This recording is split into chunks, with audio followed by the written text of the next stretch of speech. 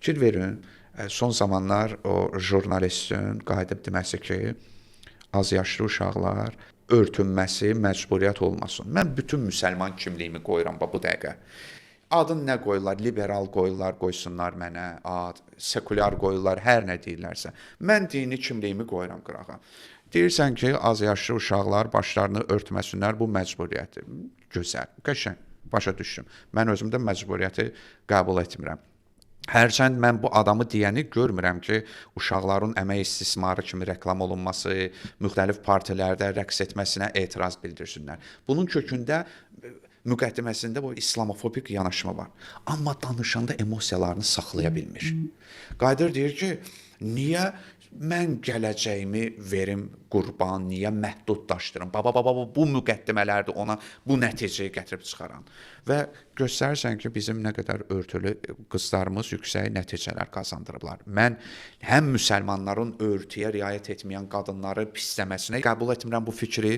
Yəni, örtüydə olanlar müqəddəs Məryəmdilər, örtüydə olmayanlar, nə qədər bizim analarımız, bacılarımız, yoldaşlarımız var. Nə bu fikri dəstəkləyirəm ki, əxlaqsızdır, nə də bu tərəfi ki, bunlar geridə qalmışdır. Madam ki, deyirsiniz ki, örtük əxlaq göstəricisi deyil, qadının geyimi heç vaxt onun əxlaq ölçüsü ola bilməz. Niyə özünüz geyim əsasında cəmaatı cahil hesab edirsiniz? Sən xoşuma gəlmir ki, deyəsən ki, kimsə açıq geyimdə onu nöqsan gətirəsiniz.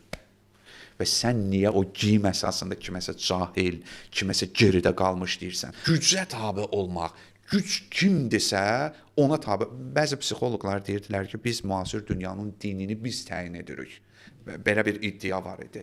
Yəni Allah da bilir ki, insanda tabeçilik hissi var. Şəriəti qoy qırağa. Allah deyir ki, mənə tabe ol. Ən güclüsü mənəm, ən aradan getməyəni mənəm filan. Bunlar var, bunlar səni xusrana gətirib çıxardacaq. Ona görə mən deyirəm, biz İslamı dəvət, təbliğ edərkən bu prizmadan yanaşsaq, mən də hərdən bunları düşünmüşəm sonda. 24-cü əsrdə gəncə nə dinlə maraqlı ola bilər? Gəncə ola bilər ki, deyək indiki şəriət qaydaları maraqlı olmasın. Amma insan və yaradıcı münasibəti hər zaman maraqlı olacaq. İndi biz deyirik, yox, gələcəkdə olmayacaq. Sovetun dövründə də deyirdilər də, din öldü. Nietzsche də dedi, Allah öldü. Hanı öldü, ölməyib, aktualdır yenə də. Amma Allah aktualdır ya, şəriətin o şeyləri ayrıcadır. İnsan hər zaman öz yaradıcısını axtarır. Yəni bu bizim fitrətimizə qoyulan bir şeydir də.